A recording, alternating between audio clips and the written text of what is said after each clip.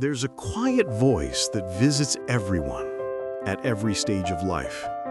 It appears when you're studying late, signing a deal, or looking back on years of hard work. The voice says, "You're on the wrong road. You didn't really choose this path. You just kept walking." Long after you forgot why you started. You hit your goals, checked every box, but somewhere you lost the map to your own heart. One day you wake up and realize you've built a perfect life, just not for you. A life that forgot your joy. A life that forgot your purpose. But what if real happiness isn't something you find out there further ahead? What if it's waiting for you to just turn around? This is the Revert Method, the art of forgetting who you should be and returning to who you were always meant to be.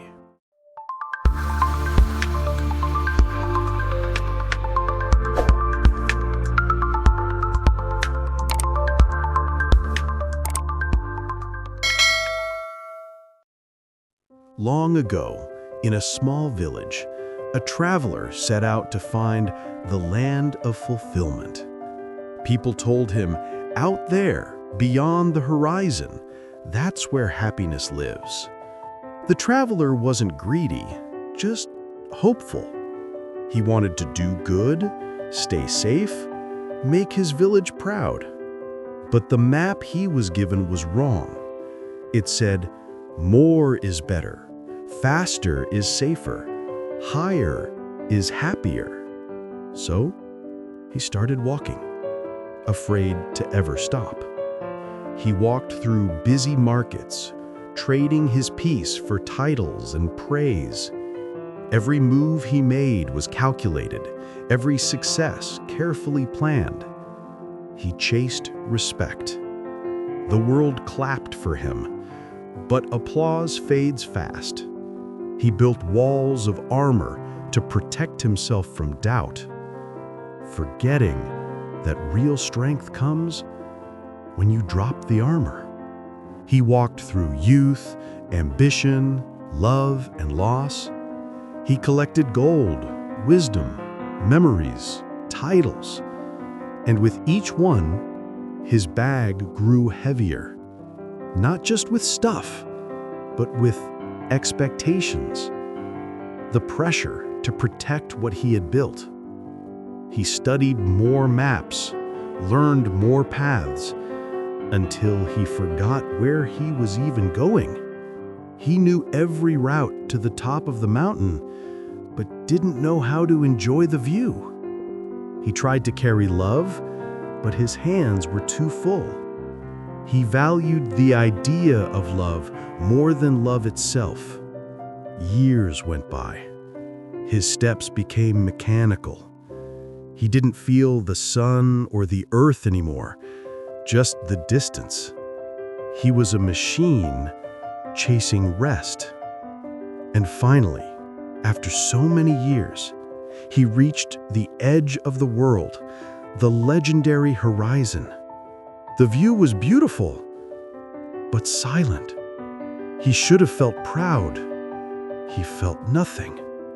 "Is this it?" he whispered. The wind stayed quiet. And that's when it hit him. The finish line wasn't real. It was just a mark drawn in the sand by a tired man. He hadn't found happiness. He had just run out of noise. He sat down, not to rest, but because he couldn't walk the lie anymore. For the first time, he stopped. He listened to the wind, the silence, and his own heartbeat. He looked into the water and saw the boy he once was. The boy who started the journey. That boy wasn't chasing gold or success. He was chasing wonder. The traveler realized he hadn't gained wisdom. He had lost awe. This wasn't peace. It was a crisis. A voice screamed inside, "If fulfillment isn't here, you failed. Find a new goal." He tried to stand, to keep going, but his bag was too heavy. He looked inside and saw his gold, his scrolls, his maps. They weren't treasures. They were weights.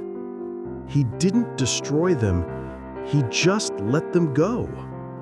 The gold rolled away. The map dissolved. He realized the best path is never drawn in advance. True arrival isn't when you reach a place. It's when you stop needing to be anywhere else. He stood up, lighter than ever. He turned around and began to walk back. This wasn't a walk of shame. It was a walk of return. He wasn't undoing his steps. He was redeeming them. He finally saw that wisdom was in the walking, not in the winning. But walking back wasn't easy. The world he once belonged to didn't understand. He passed old friends who shouted, "Why are you going back? The land is that way. You're wasting everything." He had to silence the crowd and his own old voice inside them. He had to be brave enough to look foolish. He began to see the difference between real connection and useful connections. He stopped treating every moment like a challenge and started seeing it as a gift. His burden got lighter. The laughter of a child, a sunrise, doing nothing in peace. These things weren't lost. They were waiting for him to notice. As he walked, his eyes opened wider. He passed towns he used to rush through. Before, he saw only walls to climb. Now he saw sunlight on stone, kindness in strangers, and calm in the simple moments. He didn't need the land of fulfillment anymore. He realized fulfillment is just seeing what's already here with new eyes. He returned to his village. The same tree he once sat under as a child was still there, silent, steady, and kind. He sat beneath it again. He dropped his empty bag. The bag was empty, but he was full. The wind that once pushed him forward, the wind of ambition, fear, and must be more, now gently told him to rest. He closed his eyes and realized he had been home all along. The journey wasn't a mistake. It was how he forgot so he could truly remember. The Revert Method, the art of remembering what your soul always knew. It's not about finding yourself. It's about returning to you. Don't move faster. Move truer.